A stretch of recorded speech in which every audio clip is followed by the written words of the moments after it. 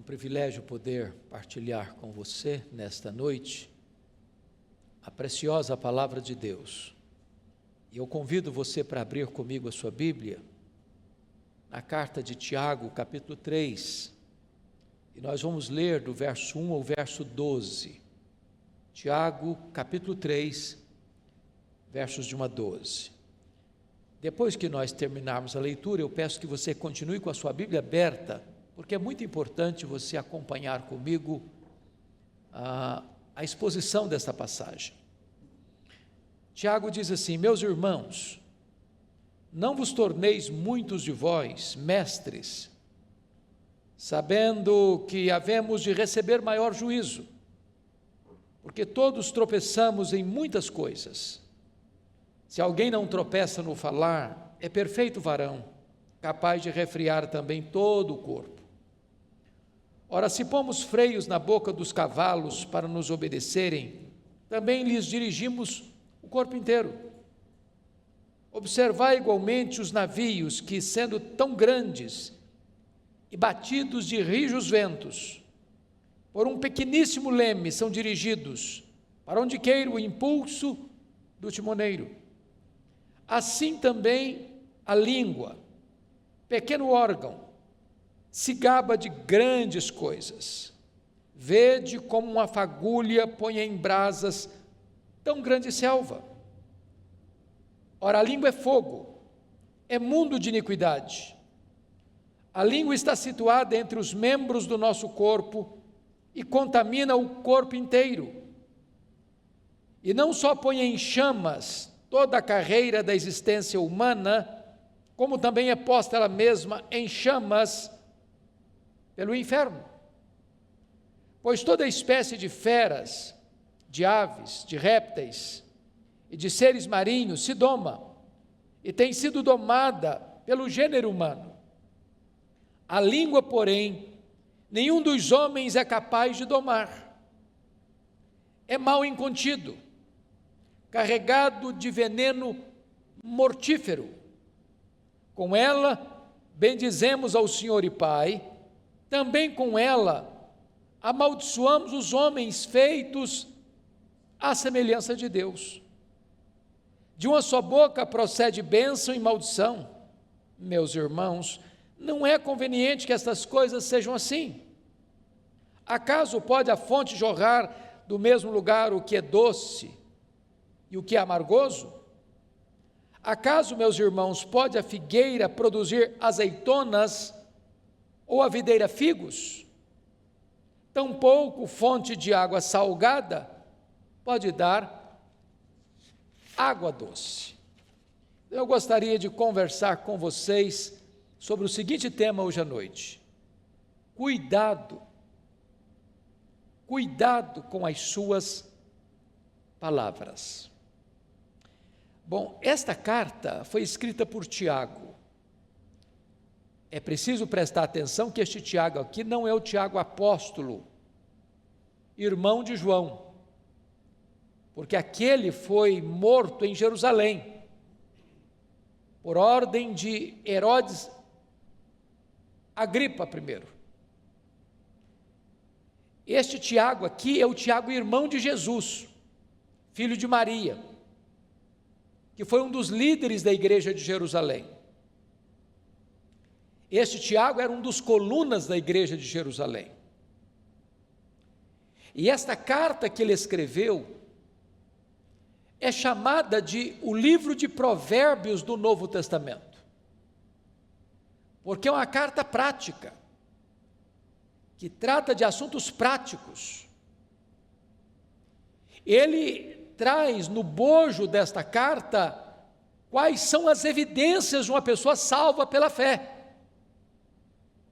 E ele evidencia então que você prova a sua fé em Cristo mediante as obras diante dos homens.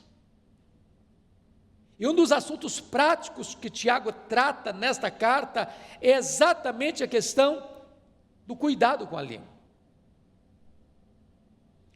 No capítulo 1, no verso 19, Tiago já chama a sua atenção para esse fato: todo homem seja tardio para falar.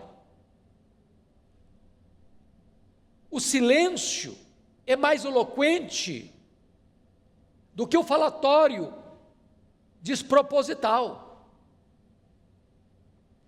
E ele avança um pouco mais no capítulo 1, no verso 26, e vai dizer: se alguém supõe ser religioso, deixando de refrear a língua, antes enganando o próprio coração, a sua religião é vã.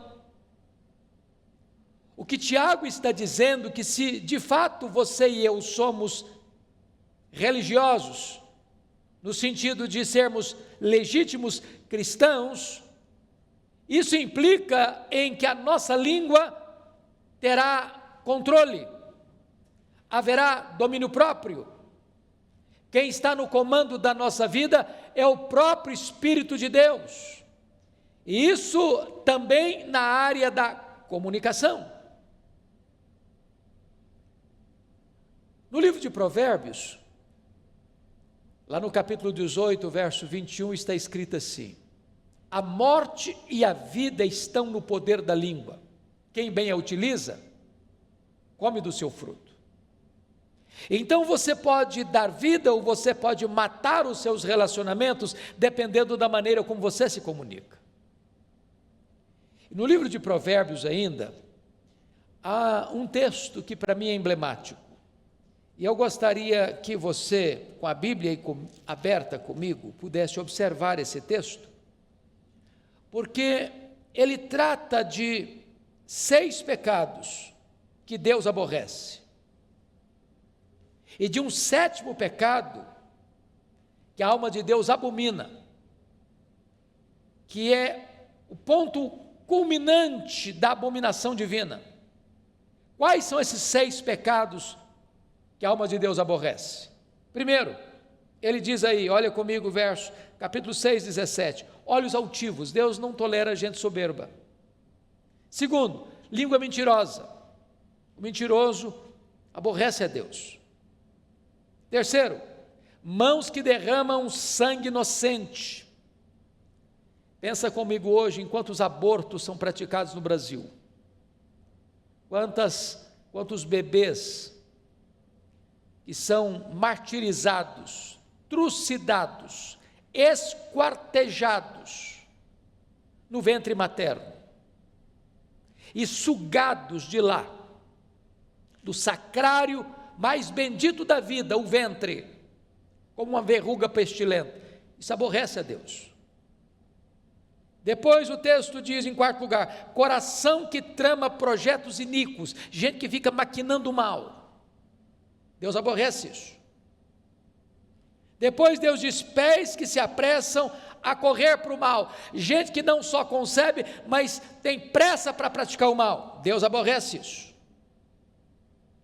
6º lugar, testemunha falsa que profere mentiras, que inverte os fatos. Deus aborrece isso.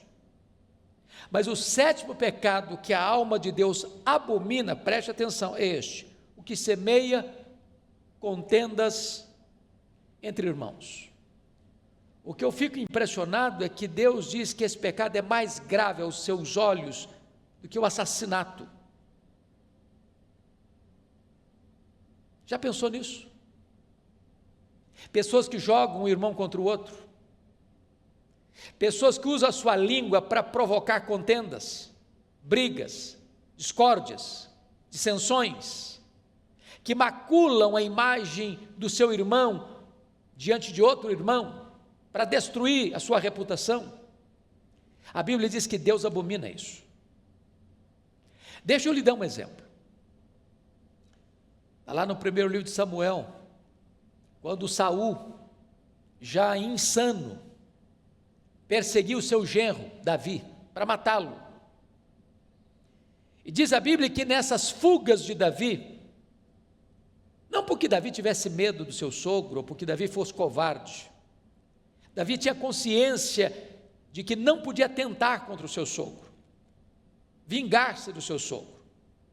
Então, certa feita, ele passou por Nobe, onde havia uma comunidade de sacerdotes, e Davi foi acolhido ali por eles. E um indivíduo chamado Doeg dê um relatório tendencioso, malicioso, maledicente a Saul.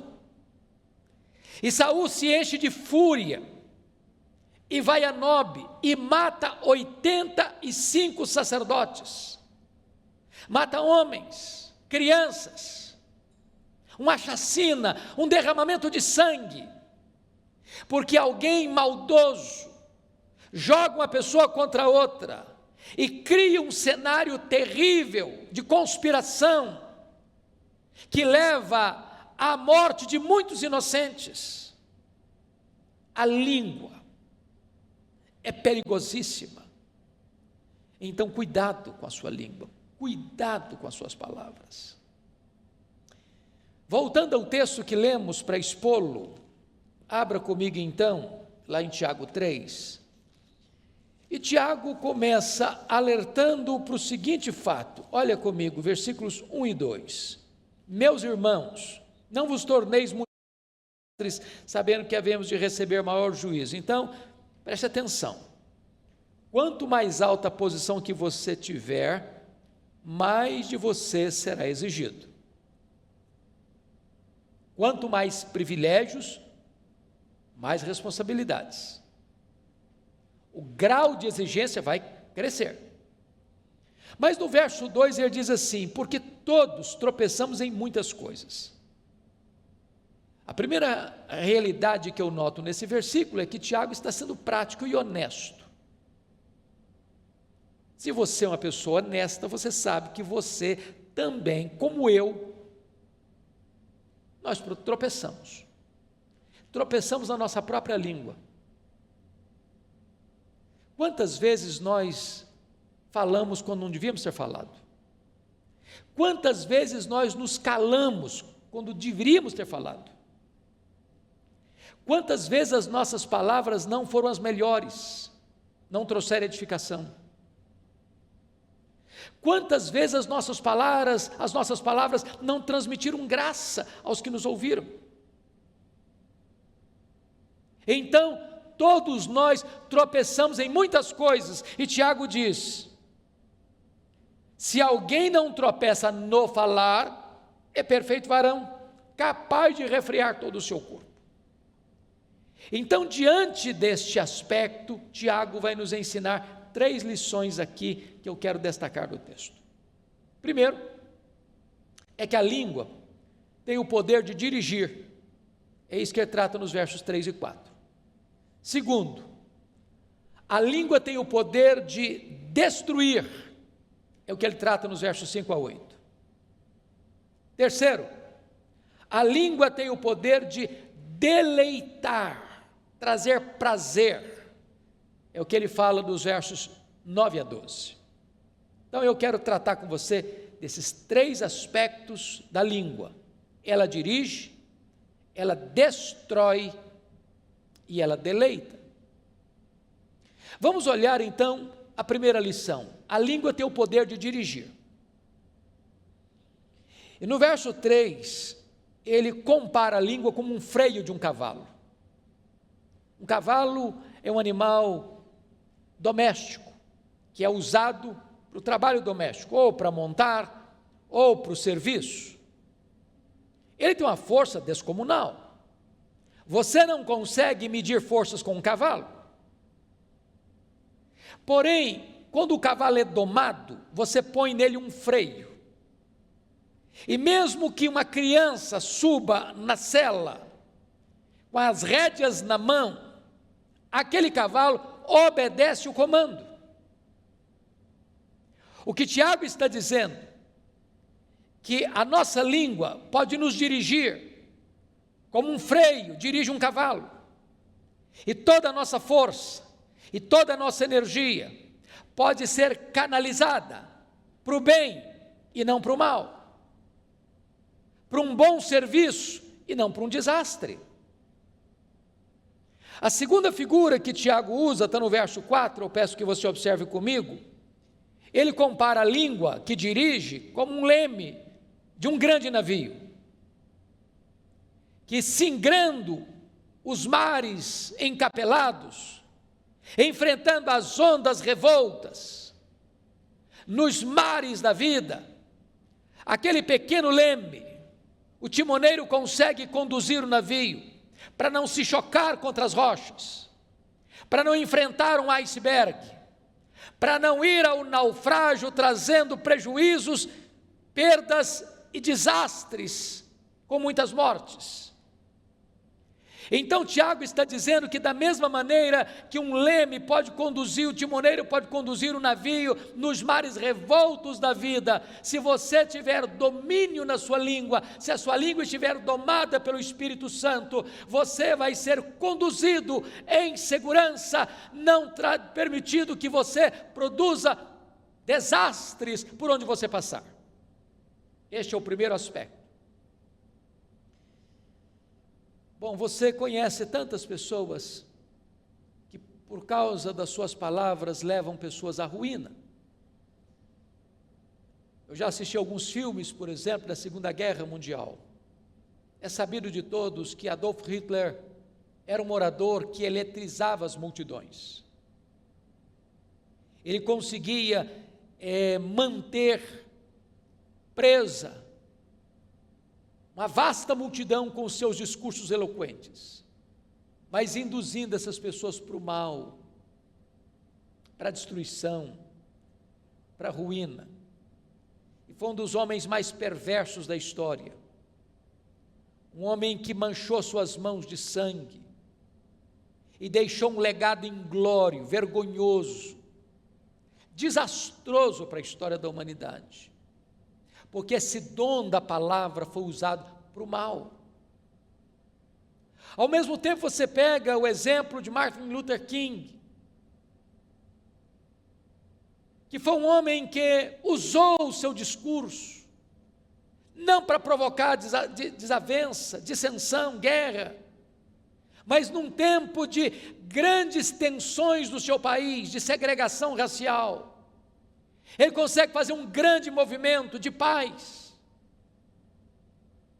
porque você pode dirigir a sua vida para o bem ou para o mal. Quem domina a sua língua, consegue dominar todo o seu corpo. Mas agora, Tiago vai tratar da segunda figura, a língua tem o poder de destruir. E eu chamo a sua atenção, porque ele vai dizer no versículo 5, assim também a língua, pequeno órgão, se gaba de grandes coisas. Vede como uma fagulha põe em brasas tão grande selva. O ano passado, e este ano também, nós tivemos no mundo muitos incêndios, terríveis incêndios, na Austrália, na Califórnia, na Amazônia. Nós tivemos incêndios de grandes monumentos, como a Catedral de Notre Dame, em Paris. E às vezes, uma pequena fagulha, um fósforo que você risca, ou uma guimba de cigarro, pode provocar um incêndio avassalador, descomunal, de consequências trágicas, de prejuízos colossais. Assim a língua. Um comentário maledicente, sobretudo em épocas de fake news, de redes sociais, onde se mina a reputação das pessoas, se espalha mentiras acerca das pessoas, se induz as pessoas a formarem uma opinião errada acerca de outras pessoas. E esta pequena fagulha vai provocando incêndio, e vai alastrando esse incêndio, e vai destruindo pessoas, e vai arruinando reputações, vai tendo assassinato de reputações. Então, cuidado com a sua língua. Não promova a mentira, não promova a maledicência, não coloque as suas mãos para espalhar mentiras e fake news. Cuidado, cuidado com a sua língua. Olha comigo o versículo 6. Ora, a língua é fogo, é mundo de iniquidade. A língua está situada entre os membros do nosso corpo e contamina o corpo inteiro. E não só põe em chamas toda a carreira da existência humana, como também é posta ela mesma em chamas pelo inferno. Em outras palavras, aqueles que permanecem nos pecados da língua e não se arrependem deles, estes não herdarão o reino de Deus e sofrerão penalidade eterna nas chamas que não se apagam do inferno. Isso não é coisa pequena. Não é coisa pequena.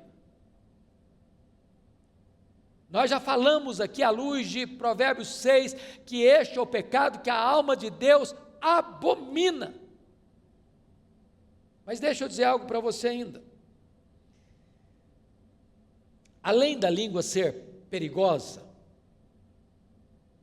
porque é como um fogo destruidor, agora veja comigo no verso 7, que Tiago vai dizer que a língua também é indomável.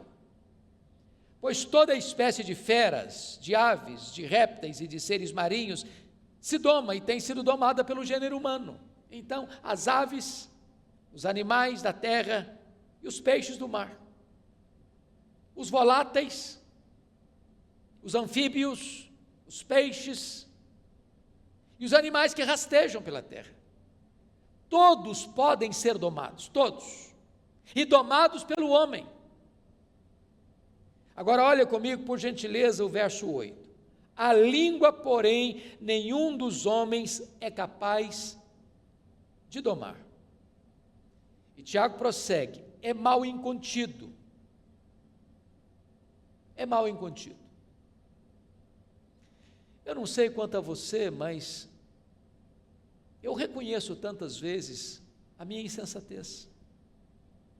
E às vezes eu fico com vergonha de mim mesmo. Porque às vezes eu falo o que eu deveria ter vergonha de ter falado. Às vezes falo na hora mais inoportuna. Às vezes eu falo com as emoções exaltadas, e a Bíblia diz que isso provoca ira. Às vezes eu contribuo para que as pessoas sejam mal faladas, ou me omitindo, ou contribuindo para isso. E eu preciso admitir, à luz do diagnóstico do texto bíblico, que de fato a língua é um mal incontido, e uma fera enjaulada atrás dos nossos dentes, que até hoje não conseguiu ser domada.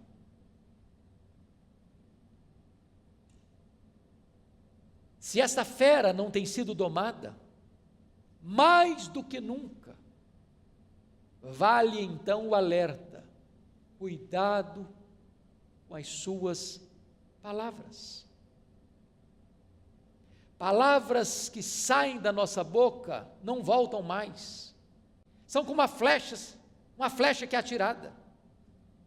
Um comentário mal feito é como subir no alto de uma montanha e soltar um saco de penas. Não se recolhe todas mais. Mas ainda Tiago vai dizer que esta língua, além de perigosa e indomável, ela é também um veneno mortífero. Olha comigo o versículo 8.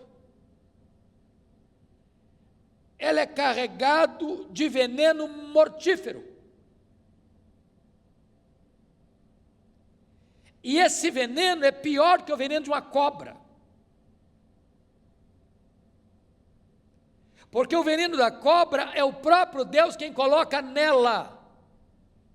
Mas esse veneno da língua não é Deus quem coloca. É a malignidade do nosso pecado. É a inclinação da nossa carne que é inimizade contra Deus. E quantas vezes esse veneno letal, mortífero, tem sido a causa de tantas desavenças, de tantas separações, de tantos divórcios, de tantas famílias divididas.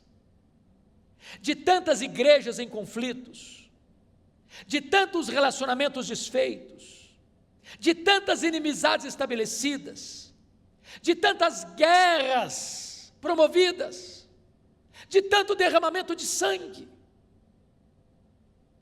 Cuidado com as suas palavras. Mas Tiago avança um pouco mais para nos informar algo tremendo nesse texto, é que a língua também é incoerente. Incoerente. É o que vai dizer dos versos 9 a 12.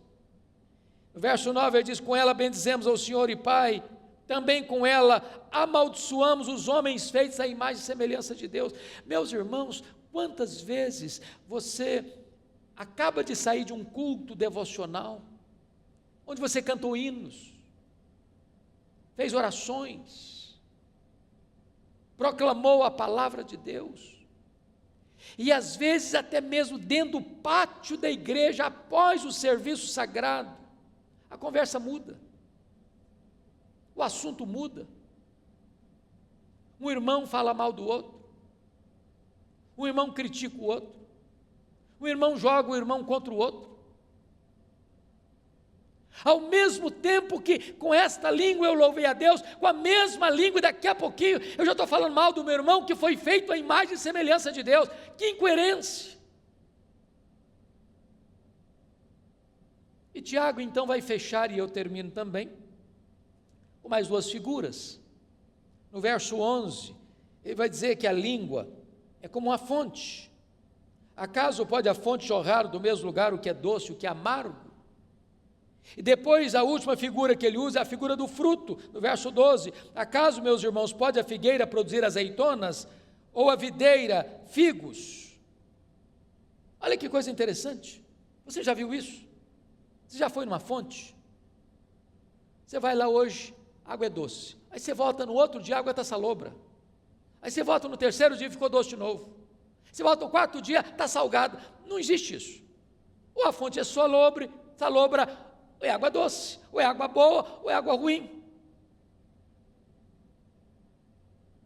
Você já parou para perceber na linguagem dele aqui? Você já viu, por exemplo, um pé de figo produzir azeitona? Ou você já viu uma videira que tem que produzir uva, produzir figo? Você nunca viu isso? Não tem essa incoerência no mundo vegetal? E Tiago diz, mas esta incoerência está em nós. Por isso ele termina assim: tampouco, acaso, meus irmãos, pode a figueira produzir frutos azeitonas, figos? Tampouco fonte de água salgada pode dar água doce. E ele conclui na sua palavra preciosa, no verso 10, de uma só boca procede bênção e maldição. Meus irmãos, não é conveniente que essas coisas sejam assim. Bom, eu sei que diante dessa exortação de Tiago, nenhum de nós pode estufar o peito, dizer, esse problema não é comigo, esse pecado aí eu não enfrento, eu não tenho.